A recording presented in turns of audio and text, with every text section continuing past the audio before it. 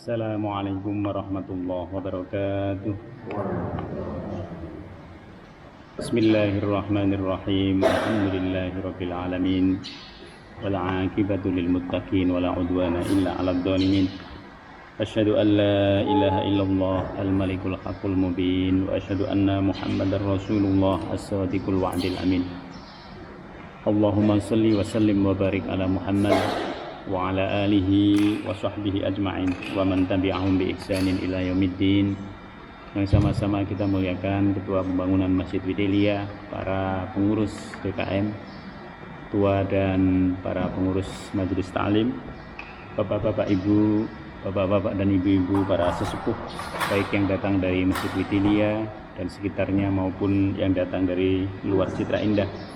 Semoga Allah Subhanahu wa Ta'ala menjadikan pertemuan kita hari ini menjadi pertemuan yang memberkahi, memudahkan semua urusan-urusan kita, dan juga Allah memenuhi seluruh hajat kita. Amin ya rabbal alamin. Bapak Ibu yang dimuliakan Allah Subhanahu wa Ta'ala, hari ini kita lanjutkan kajian surah Al-Maidah. Surah Al-Maidah ayat 57. Surah Al-Maidah ayat 57.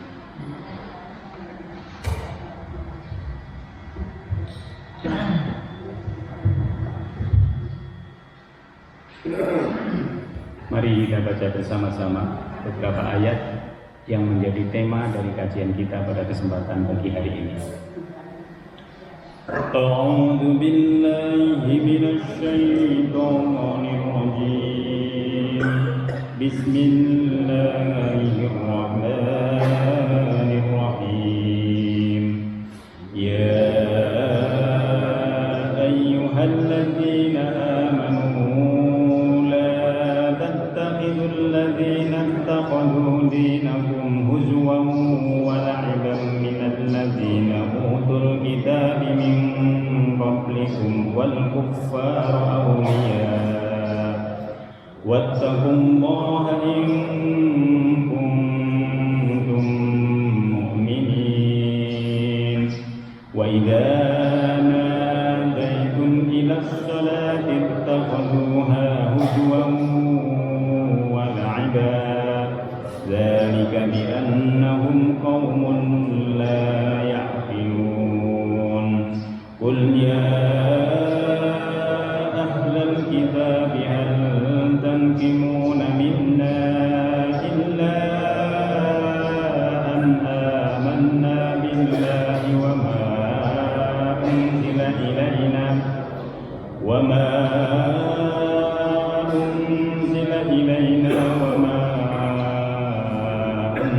من قبل وأن أكثركم فاسقون قل هل أنبئكم بشر من ذلك مثوبة عند الله من لعنه الله وغضب عليه وجعل منهم القردة والخنازير وعبد الطاغوت أولئك شر مكانا وأضل عن سواء السبيل وإذا جاءوكم قالوا آمنا وقد دخلوا بالكفر وهم قد خرجوا به والله أعلم بما كانوا يكتمون وترى كثيرا منهم يسارعون في الإثم والعدوان وأكلهم السحت لبئس ما كانوا يعملون لولا ينهاهم الربانيون والأحبار عن قولهم الإثم وأكلهم السحت لبئس ما كانوا يصنعون صدق الله العظيم. Bismillahirrahmanirrahim. Ya ayyuhalladzina amanu, wahai orang-orang yang beriman. Kalimat ini merupakan kalimat panggilan sayangnya Allah Subhanahu wa Ta'ala kepada kita semua, orang-orang yang beriman. Sebagaimana kita memanggil anak-anak kita, kita tidak menyebut namanya, tapi kita panggil nah gitu. Atau kalau dia kakak, kita ambil kakak. Kalau dia adiknya, kita panggil adiknya. Panggilan-panggilan di situ menggunakan bukan nama langsungnya. Ya ayyuhalladzina amanu, wahai orang-orang yang beriman. Pasti ada perintah. Perintahnya apa? Setelah engkau beriman, la tattakhidul ladzina ittakhadhu dinakum huzwan wa la'iba minal ladzina utul kitab min qablikum. Hai orang-orang yang beriman, janganlah kalian menjadikan orang-orang yang ittakhadhu dinakum, yang menjadikan, yang mereka menganggap atau mereka memposisikan agamamu itu sebagai huzwa, sebagai bahan ejekan, bahan olok-olokan, wala'ibah, dan sebagai permainan. Jangan engkau jadikan mereka orang-orang yang memandang agamamu sebagai, atau menjadikan agamamu sebagai bahan ejekan, sebagai permainan. Minal ladzina utul kitab. Mereka ini lebih tegas lagi ini dari yang kemarin. Mereka ini bagian dari orang-orang ahlul kitab min qablikum, sebelum kalian. Wal kuffar, di luar itu ada orang-orang yang non muslim, yang ingkar kepada Allah Subhanahu wa taala. Dalam hal ini adalah orang-orang yang musyrik. Aulia, sebagai teman sejati. Minggu yang lalu kita sudah membahas mengenai ayat ini secara umum, yaitu bahwa Allah Subhanahu wa taala memberikan petunjuk kepada kita untuk tidak menjadikan orang-orang Yahudi, orang-orang Nasrani sebagai teman sejati. Alasannya jelas kemarin. Nah, sekarang ini Allah lebih menegaskan lagi. Di antara mereka itu ada orang-orang yang sukanya mengolok-olok agama kita, mengolok-olok agama Islam, atau menjadikan agama Islam itu sebagai permainan. Apa itu disebut dengan permainan? Para ahli tafsir mengatakan segala sesuatu yang dilakukan oleh orang yang tidak memberikan kemanfaatan pada akhirat itu disebut dengan permainan, yang tidak ada efeknya untuk kebaikan bagi yang bersangkutan di akhirat. Apakah ada orang-orang yang menjadikan agama Islam itu sebagai bahan ejekan? Banyak. Contohnya apa nanti? Nanti contohnya misalnya ketika masa Rasulullah SAW, ketika agama Islam diperintahkan oleh Allah untuk berpindah kiblat dari yang semula ketika kaum muslimin menjalankan sholat itu menghadap ke Masjidil Aqsa, lalu dipindah oleh Allah Subhanahu wa taala menghadap ke Ka'bah, Masjidil Haram. Lalu mereka mengatakan, ini agamanya Muhammad ini agama main-main. Sebelumnya menyembah, menghadap, sebelumnya beribadah dengan menghadap ke Masjidil Aqsa, yang itu merupakan tempat suci bagi orang-orang Yahudi dan Nasrani, dianggapnya begitu. Lalu sekarang pindah ke maunya sendiri, ke Ka'bah. Padahal itu bukan maunya Nabi Muhammad SAW. Mereka tidak tahu bahwa agama yang pertama di dunia ini adalah Islam. Dan tempat yang pertama dijadikan oleh Allah sebagai tempat sujud di muka bumi ini adalah di Ka'bah. Jauh ribuan tahun sebelum manusia turun ke bumi, malaikat itu sudah tawaf di sekitar Ka'bah. Mereka sudah bersujud kepada Allah Subhanahu wa taala di situ. Baru dalam perjalanannya kemudian nanti ada nabi-nabi dari kaum Bani Israel. Disitulah di tempat Masjidil Aqsa itulah nanti Nabi Sulaiman membangun masjid. Nah, ini antara lain sebagian orang di antara ahlul kitab yang menjadikan agama Islam sebagai bahan ejekan, bahan olokan. Kalau orang itu biasa mengolok-olok orang lain, apapun jadi bahan ejekan, jadi bahan olok-olokan. Dalam hal ini kita harus menjauh dari orang-orang yang biasa mengolok-olok. Oh, dia nggak mengolok-olok saya kok, nggak mengejek saya kok. Iya, lagi di dekatnya situ. Tapi kalau situ udah keluar dari kelompoknya itu, ya akan diolok-olok. Sudah pasti. Ini. Karena memang kebiasaannya adalah kebiasaan mengolok-olok orang lain, mengejek orang lain. Biasanya yang begini lupa pada dirinya sendiri. Maka dalam kaitannya dengan agama, kita dilarang oleh Allah Subhanahu wa taala untuk menjadikan orang-orang yang seperti itu sebagai teman setia. Teman setia itu teman yang saling mempengaruhi.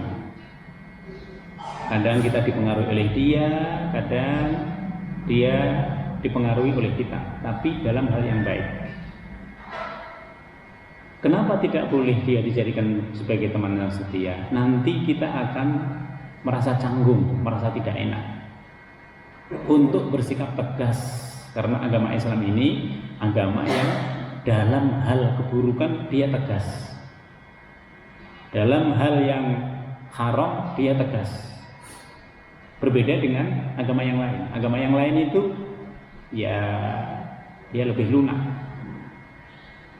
Tapi dalam Islam tidak, karena Islam punya prinsip-prinsip yang prinsip itu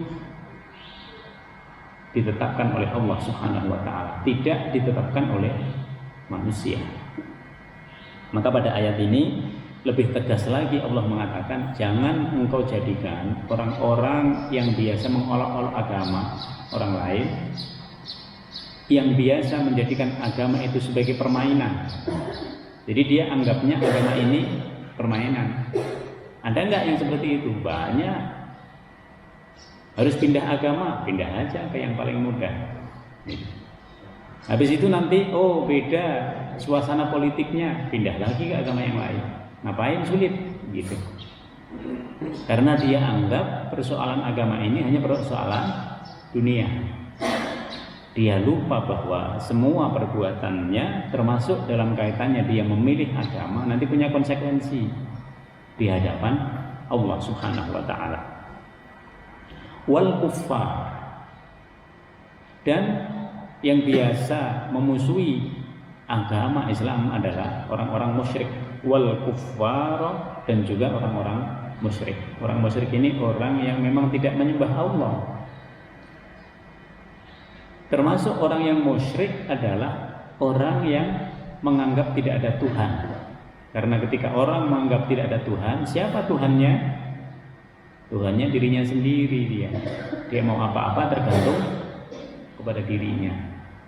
Ini lebih bahaya lagi. Jadi orang ateis itu sebenarnya lebih bahaya, karena dia hidup memenuhi hasrat kemanusiaannya. Padahal hasrat kemanusiaan itu cenderungnya mengarah kepada hayawaniyah. Kalau tidak ada agama, manusia tidak mendapatkan spirit. Tidak mendapatkan spirit, tidak bisa memenuhi kebutuhan rohaniahnya.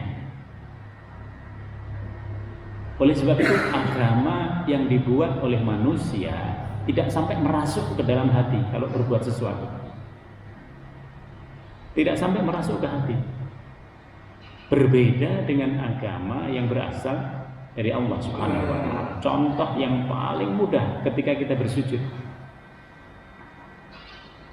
Bersujud itu dalam Islam disebut sebagai gerakan yang paling menunjukkan ketundukan kepada Allah Subhanahu wa taala.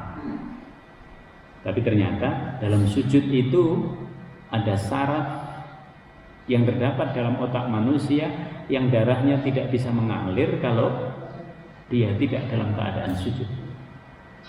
Maka sujud itu memberikan ketenangan.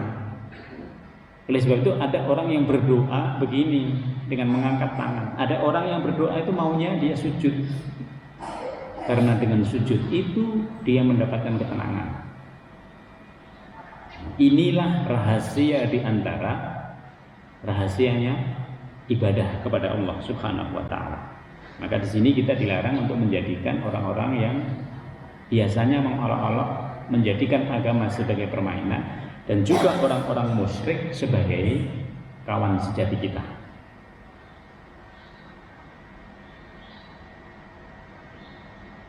Wattaqullah, dan bertakwa kepada Allah. Artinya perintahnya Allah tadi, petunjuknya Allah tadi, pegangi dengan sungguh-sungguh. Pegangi dengan sungguh-sungguh. Kalau kita bisa menghindarkan betul, harus kita hindarkan. Kalau dalam hubungan muamalah, hubungan perdagangan, perekonomian kita berhubungan dengan dia, tidak apa-apa. Tapi sebatas hubungan perekonomian, tidak masuk nanti kepada akidah. Karena biasanya orang kalau sudah memiliki hubungan ekonomi, hubungan niaga, itu ngomong yang lain-lain menjadi mudah, termasuk ngomong tentang agama. Nah, di situ. Kalau orang yang beragama Islam, dia akan menyampaikan dakwah, apapun bentuk dakwahnya. Tapi kalau orang yang tidak beragama Islam, dia akan selalu mengolok-olok. Di situ bedanya. Maka yang beragama Islam mengajak kepada kebaikan, waktunya sholat, ayo sholat dulu yuk, gitu. Tapi kalau mereka tidak, mereka menjadikan semua kegiatan agama itu sebagai bahan olok-olok. Itu bedanya. Kenapa dua profil ini menjadi berbeda, menjadi saling menjauh. Wattaqullah in kuntum mu'minin, bertakwalah kepada Allah jika kalian betul-betul beriman. Artinya kalau kita beriman kepada Allah, maka kita akan mengikuti petunjuknya Allah, kita akan berhati-hati. Sama dengan hati-hatinya, jangan engkau nikahkan anak-anakmu dengan lelaki yang musyrik. Jangan juga engkau nikahkan, jangan engkau menikahi wahai laki-laki yang mukmin itu dengan perempuan yang musyrik. Walaupun perempuan musyrik itu menurut engkau dia lebih cantik, lebih segala-galanya. Nah, di situ. Karena ada bahaya yang membawa kita kepada neraka. Karena hubungannya ini hubungan hidup, hubungan selamanya. Tinggal siapa yang paling banyak mempengaruhi. Kalau dia yang paling banyak mempengaruhi kita, bisa berkurang keimanan kita. Nah, di sini bahayanya itu nyata. Wa idza nadaitum ilas shalah, dan apabila kamu menyeru mereka untuk melaksanakan sholat, ittakhadhuha huzwa wala'ibah, maka mereka akan menjadikan sholat itu sebagai bahan ejekan, wala'ibah, dan dianggap sebagai permainan. Sholat ini nadaitum ilas sholat berarti azan. Makanya kalau mereka dengar azan, mereka nggak suka. Kalau mereka dengar azan, mereka alergi, langsung datang sakitnya. Oh, saya jadi alergi, harus minum obat alergi apa Bu? Nah, di situ. Jadi alergi dia, atau nggak suka. Wa idza nadaitumul ilas shalah. Padahal sholat itu apa Bapak Ibu sekalian? Azan itu terdiri dari berapa kalimat? Ibu, azan kan setiap hari kita dengar berapa kalimat? Pertanyaan sederhana.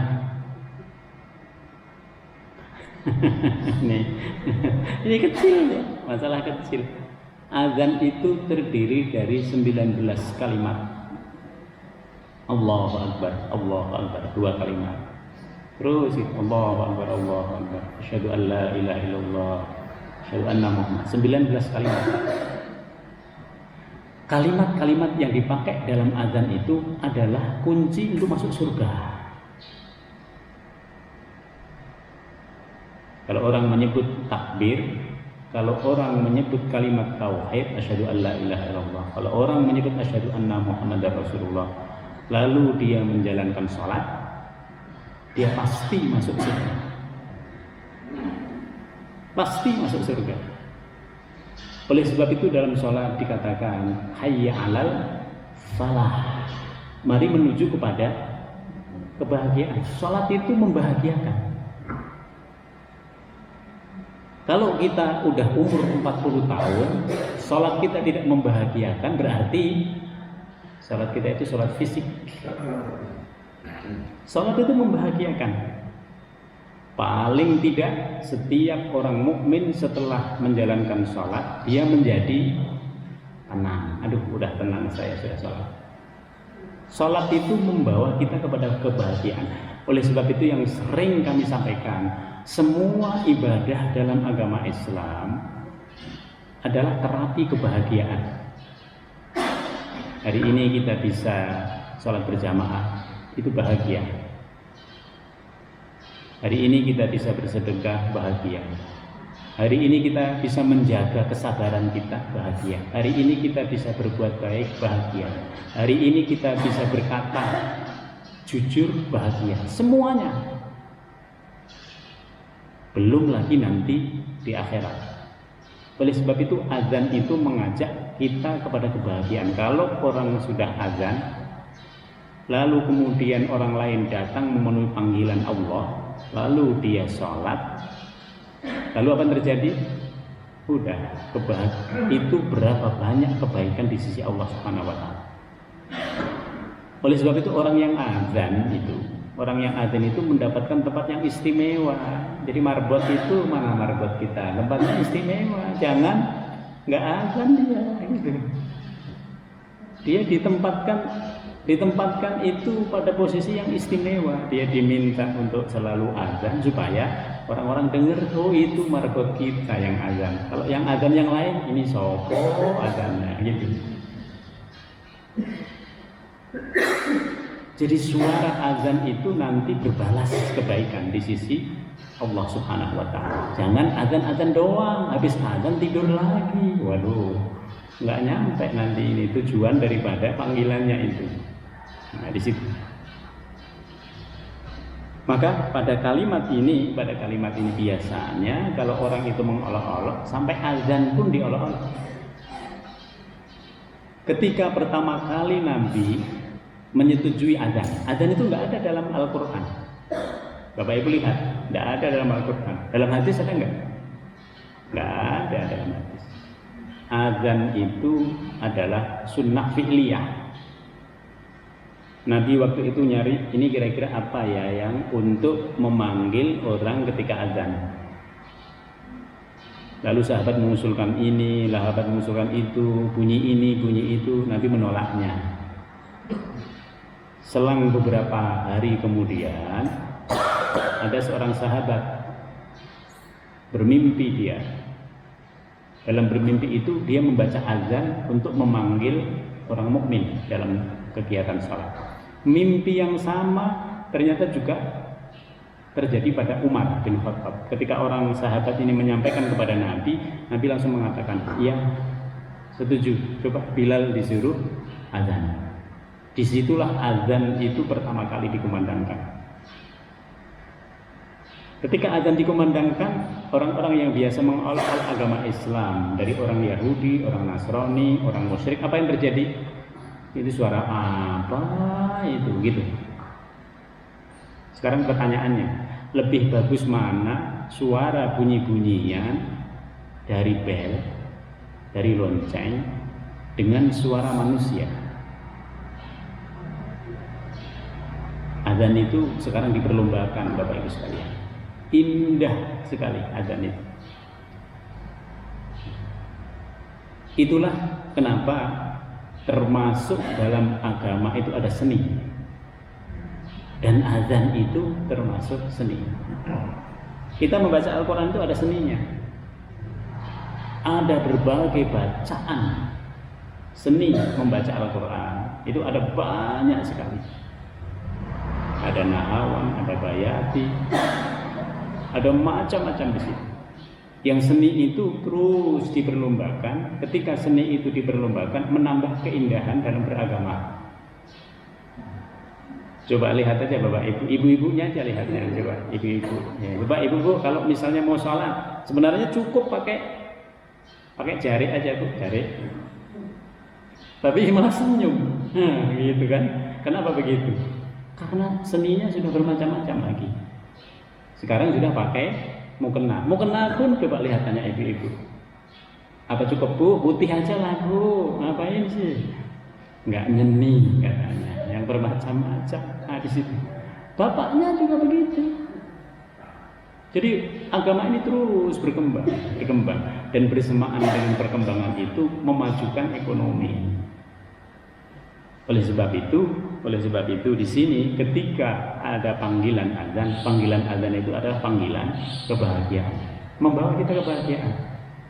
Semuanya dalam agama kita ini kita dipanggil untuk berada di majelis taklim, panggilan kebahagiaan. Kita diseru untuk bersama-sama bersedekah, berinfak, panggilan kebahagiaan. Kita diseru hari Jumat kita mengadakan Jumat berkah, diseru kita. Semua itu panggilan kebahagiaan. Kalau kita bisa menetapkan di dalamnya, kita berhasil. Kita akan dapati nanti di sisi Allah Subhanahu wa Ta'ala. Nah, tinggal kita sekarang, apakah kita memenuhi seruan itu atau tidak. Semua itu pilihan kita. Semua itu kebebasan kita untuk mengikuti panggilan ataupun tidak. Maka pada ayat ini dikatakan dzalika bi annahum qaumun la yaqilun. Mereka yang mengejek-ejek panggilan azan adalah kaum yang tidak berakal. Coba bayangkan. Kenapa tidak berakal? Mereka hanya melihat secara fisik. Mereka tidak melihat substansi daripada panggilan azan. Maka disebut qaumun la yaqilun. Sebagian dari para mufassir mengatakan mereka punya akal, tapi akalnya nggak digunakan secara proporsional. Ini yang disebut dengan qaumun la yaqilun. Mereka sekelompok orang. Berarti bukan hanya 1-2 orang. Bukan hanya 1-2 orang. Kalau kita ini merupakan satu komunitas, ada nanti komunitas yang nggak suka dengan azan. Ada nanti komunitas yang terganggu dengan azan. Padahal dengan binatang yang lain dia tidak terganggu. Dia justru tidak terganggu sama yang lain. Ada binatang-binatang dipelihara, tapi kalau azan langsung alergi dia telinganya di situ. Kok bisa? Ini karena selain pembiasaan, karena memang ada rasa iri, rasa dengki di dalam hatinya terhadap agamanya Allah Subhanahu wa Ta'ala. Kul, katakan Muhammad, ya ahlal kitab, wahai ahlul kitab, yaitu orang Yahudi, orang Nasrani. Hal tankimuna minna, apakah kamu memandang kami ini salah? Illa an amanna billah, hanya karena kami beriman kepada Allah.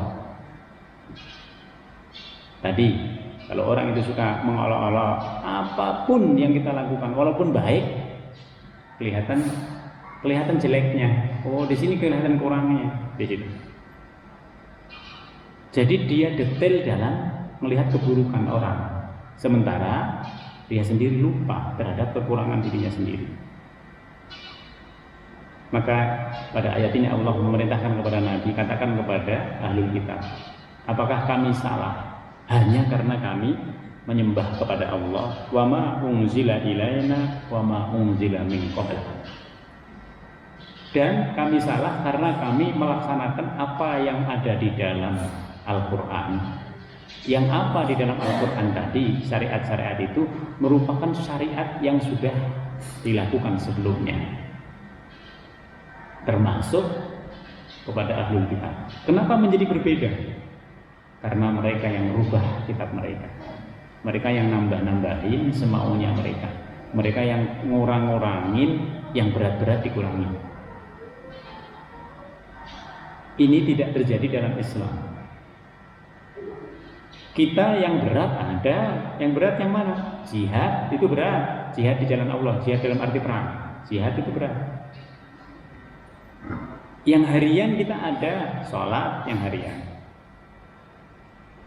Yang dengan sebab tertentu ada, zakat itu sebab tertentu, karena kita sudah memenuhi syarat. Yang tahunan ada, Ramadan itu tahunan.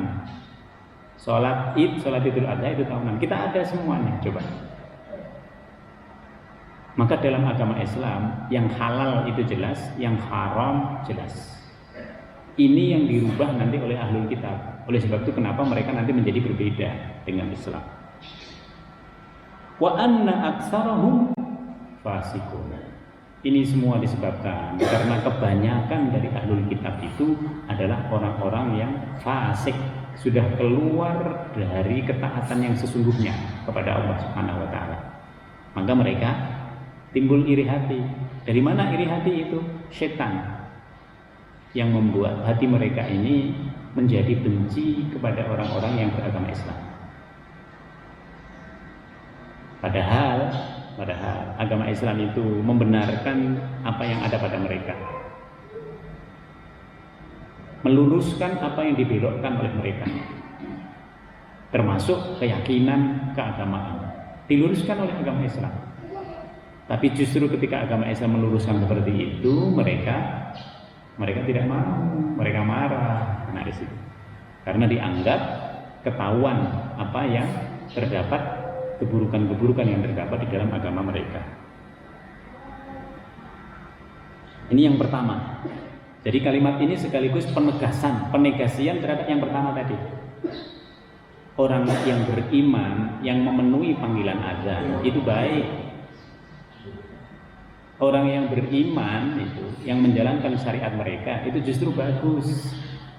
Berbeda dengan pandangan orang-orang yang dengki tadi, yang suka mengolok-olok agama. Yang kedua, kul, katakan Muhammad, hal unabbiukum bisyarrin min dzalika. Katakan kepada mereka Muhammad, hal unabbiukum, apakah akan aku beritahukan kepada mereka bisyarrin min dzalika, perbuatan yang lebih buruk dari mengolok-olok agama. Perbuatan yang lebih buruk daripada menjadikan agama sebagai permainan. Makanya tadi kitabnya dimain-mainin, dikurangi sedikit, ditambah di sana, dikurangi di situ, itu permainan. Yang lebih buruk dari itu apa? Masubatan indallah. Di sisi Allah Subhanahu wa taala apa yang lebih buruk? Kalau mereka sudah dengki lalu ditambah mal'anahullah. Kalau mereka sampai dilaknat oleh Allah, dilaknat. Setan itu dilaknat. A'udzubillahi minasyaitonirrajim. Aku berlindung kepada Allah dari setan yang dilaknat oleh Allah, yang terkutuk. Yang lebih berat itu kalau orang sudah berada pada posisi dilaknat oleh Allah. Kenapa dilaknat? Karena sudah keluar. Dulunya orang taat lalu keluar dari ketaatan. Total. Seperti keluarnya setan. Yang kedua, wahwa tiba alaihi. Yang kedua ada orang yang Allah Subhanahu wa taala membencinya, memurkainya. Kenapa Allah memurkai? Ada dalam surah Al-Fatihah, ghairil maghdubi, bukan orang-orang yang engkau murkai. Siapa orang yang dimurkai oleh Allah? Orang yang merubah agamanya Allah. Dirubah itu agamanya Allah. Tradisinya begini diganti tradisi yang lain. Kepercayaannya kepada Allah yang satu diganti tambah-tambah dengan yang lain. Menjadi ambigu. Ini orang yang waghadiballah, yang Allah murka kepada mereka. Wa ja'ala minhumul qiradata wal khanazir, dan Allah menjadikan mereka sebagai kera dan juga sebagai babi. Para ulama mengatakan ini bisa kera yang sesungguhnya sebagaimana yang terjadi pada kaum Yahudi terdahulu. Tapi ini juga bisa terjadi bahwa ini adalah sifat terjelek dari binatang. Sifat yang terjelek dalam binatang itu ada profilnya pada kera dan juga pada babi. Maka ini sifat yang terjelek yang ada pada binatang. Wa abadat taghut, dan yang paling tidak disukai oleh Allah di sisi Allah, bukan di dunia. Nanti orang-orang ini akan melihat apa yang mereka lakukan itu betul-betul yang mereka anggap kebaikan ternyata nggak ada kebaikannya sama sekali. Yang berikutnya adalah wa'abadat taghut, dan orang-orang yang menyembah selain Allah. Dan disebut dengan taghut. Taghut itu setan. Orang menyembah berhala, orang menyembah bintang, orang menyembah matahari. Yang mengarahkan ke situ adalah setan.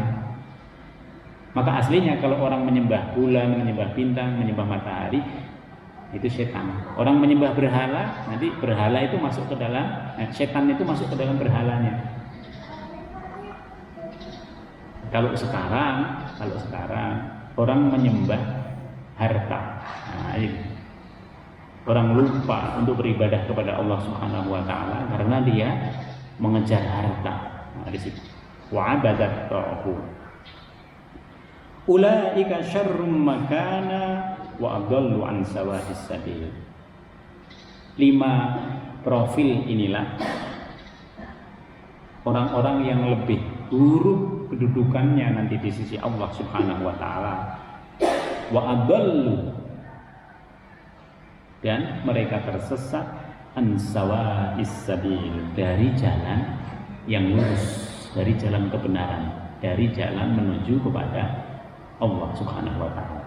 Makanya orang yang tidak menyembah Allah nanti dia nggak dapat tempat nanti di akhirat, karena perbuatan yang mereka anggap baik ternyata batal semua. Wa idza ja'ukum qalu amanna, dan apabila mereka datang kepadamu, qalu, mereka akan berkata amanna, kami termasuk orang yang beriman. Nah, di sini. Jadi di antara mereka yang tadi mempermainkan agama, yang tadi mengolok-olok agama itu adalah orang-orang munafik di antara ahlul kitab. Mereka berkata kalau bersama orang-orang mukmin kami beriman. Wa qad dakhalu bil kufri, padahal mereka sudah masuk dalam kekafiran. Mereka mencampurkan antara keimanan dan kekafiran. Kalau bersama orang-orang kafir mereka mengolok-olok orang mukmin. Kalau bersama orang mukmin mereka gayanya mengolok-olok kawannya yang kafir. Wa hum qad kharaju bih, padahal mereka telah keluar dari keimanan. Iman tidak bisa dicampur dengan kekafiran. Kalau sudah beriman, ya beriman. Bahwa keimanan itu perlu proses, iya. Tapi kalau dia dicampur dengan tradisi-tradisi kekafiran, ini yang tidak bisa. Faqad kharaju, mereka telah keluar dari keimanan. Wallahu a'lamu bima kanu yaktumun, dan Allah yang paling tahu terhadap apa yang mereka sembunyikan di dalam hati mereka. Mereka tidak menyangka Nabi tahu, tapi nanti dibuka oleh Allah Subhanahu wa taala siapa di antara orang-orang munafik yang ada di Madinah oleh Allah Subhanahu wa taala. Apa sifat kegiatan mereka? Wa tara, dan kamu melihat katsiran minhum, perbuatan mereka itu apa antara lain? Yusari'una fil ismi wal udwan, mereka menjadi sponsor dari perbuatan dosa dan yang menyebabkan permusuhan. Kalau ada orang kemudian bermusuhan, nah dia sponsornya, dia yang mendorong, dia yang mendukung orang itu bermusuhan. Ini sifat daripada orang munafik. Kalau nggak seneng orang berdamai, nah ini dia. Kalau nggak seneng orang hidup harmonis, nah ini dia. Wa aklihimus suhud, dan mereka memakan barang yang haram. Ini sukanya itu memang dari kegiatan-kegiatannya, kegiatan yang haram. Dari model perniagaan, ekonomi dan lain sebagainya, memang dia sudah ngarah ke situ, sudah ngarah kayak haram. Bahkan kalau Bapak Ibu perhatikan, nanti hobi-hobinya juga hobi-hobi yang haram. Hobi-hobinya hobi yang menjauh dari orang-orang yang dekat dengan agamanya Allah Subhanahu wa taala, sampai ke situ. Labi sama kanu ya'malun. Sungguh kalau orang sudah seperti ini, inilah amalan-amalan yang terburuk yang dilakukan oleh manusia di dunia maupun nanti di sisi Allah Subhanahu wa taala. Laula yanhahumullah, mengapa tidak melarang kepada mereka? Siapa? Ar-Rabbaniyun. Ar-Rabbaniyun ini para ahli spiritual. Beberapa waktu yang lalu kita sudah membicarakan ini. Ada orang yang ahli agama tapi tidak dari agamanya Allah. Ahli spiritual. Kita bicara tentang profetik. Profetiknya Islam itu berbeda dengan profetiknya Barat. Maka Allah mempertanyakan, laula yanhahumur rabbaniyun, kenapa orang-orang yang ahli spiritual di antara mereka, wal ahbar, pendeta-pendeta, itu tidak melarang. Tidak melarang an qaulihimul isma wa aqlihimus suhud. Mereka tahu mereka berbuat dosa, mereka melakukan perniagaan yang haram gitu. Tapi oleh ahli agamanya dibiarkan. Bapak Ibu bisa lihat misalnya LGBT gitu. Siapa yang betul-betul menolak LGBT? Dalam Islam jelas. Coba dalam agama yang lain. Nah, disitulah menjadi sangat beda prinsip-prinsip yang ada dalam agama Islam dengan prinsip yang ditegakkan oleh agama yang lain. Maka Allah mempertanyakan, kenapa ahli agamanya mereka itu tidak amar ma'ruf nahi munkar, tapi dibiarkan. Kenapa dibiarkan? Karena disinyalir ya mereka mendapatkan bagian dari yang dilakukan oleh orang-orang yang munafik. Labi sama kanu yasnaun. Tadi beda. Yasnaun sekarang tadi ya'malun, kepada mereka yang melakukan perbuatan dosa, kepada mereka yang melakukan perbuatan-perbuatan yang haram. Allah mengatakan labi sama kanu ya'malun, karena mereka melakukan sendiri. Kepada tokoh agama, kepada ahli spiritual, kepada pendeta, kepada siapapun yang mendapatkan keuntungan dari yang mereka lakukan. Labi sama kanu yasnaun. Allah mengatakan sungguh sangat buruk bagi mereka yang menyetujui secara diam-diam terhadap perbuatannya orang-orang munafik ini, yang intisari dari perbuatannya itu adalah mengolok-olok agamanya Allah Subhanahu wa taala. Kesimpulan yang bisa kita ambil Bapak Ibu sekalian, pada tema ini Allah lebih tegas lagi bahwa di antara orang-orang Yahudi, orang-orang Nasrani itu ada orang-orang munafiknya yang mempermainkan pertentangan di antara agama. Orang-orang inilah orang-orang yang disebut oleh Allah Subhanahu wa taala bukan hanya perbuatannya yang buruk, tapi juga cara berpikir mereka itu semuanya buruk. Sehingga keburukan-keburukan itu kalau dalam agama Islam harus dicegah. Tapi dalam agama yang lain, ada yang mendukung di balik keburukan-keburukan yang mereka lakukan. Islam tegas. Islam tidak membolehkan hal-hal yang buruk. Ada tujuan yang baik, tapi kalau dilakukan dengan cara yang buruk, Islam nggak boleh. Ada tujuan yang baik, tapi metodenya buruk, nggak boleh. Dari awal harus baik, metodenya juga harus baik, tujuannya pun juga harus didapatkan dengan cara yang baik. Demikian Bapak Ibu sekalian, semoga Allah Subhanahu wa taala menjauhkan kita dari orang-orang yang mempermainkan agama, mengolah-olah agama, sehingga kita senantiasa terus dalam bimbingan dan juga taufik serta hidayah Allah Subhanahu wa taala. Mari kita tutup dengan bacaan doa. Bismillahirrahmanirrahim. Alhamdulillahirabbil alamin. Hamdan na'imi, hamdan syakirin, hamdan yuafi ni'amahu wa yukafi mazidah. Ya Rabbana lakal hamdu kama yanbaghi li jalali wajhika wa li sultan. Allahumma barik lana fi majlisina hadza wa barik lana fi usratina wa barik lana fi dzurriyyatina wa barik lana fi ilmina wa barik lana fi amwalina. Rabbana innaka afuwwun karim tuhibbul afwa fa'fu anna. Allahumma la tada' lana dhanban illa ghafartahu wa la hamman illa farajtahu wa la daynan illa qadaitahu wa maridan illa syafaitahu wa 'afaitahu wa la hajatan min hawaiji dunya illa qadaitaha wa yassartaha ya rabbal alamin. Rabbana innaka afuwwun karim tuhibbul afwa fa'fu anna. Allahumma ja'al jam'ana hadza jam'an mubarakan marhuma wa tafarraqana min ba'dihi tafarruqan ihsanan ma'suma. Subhanaka Allahumma bihamdika nasyhadu an la ilaha illa anta nastaghfiruka wa natubu ilaik.